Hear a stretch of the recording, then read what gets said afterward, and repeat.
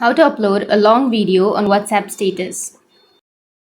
So if you want to upload a long video on WhatsApp status, then first you need to open up your WhatsApp application, go with updates, which is on the bottom left, and go with my status and go with the video section and tap on the images. And from here you need to choose the video, a long video that you would like to update to your status. So here it says that you can't upload more than 1 minute, right? So you can simply go and upload the 1 minute at first. And once you uploaded that, you can again go with my status, and then with the second story or the second status, you need to go after that 1 minute. So swipe that to the right, exactly at 1 minute. And now it's for more 1 minute, which is after 1 minute till 2 minutes. So post that story again.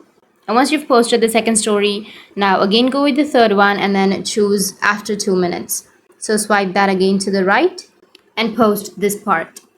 So in this way, you'll be able to upload a long video on your WhatsApp status step by step. And if you have any questions, feel free to comment below. Thanks for watching.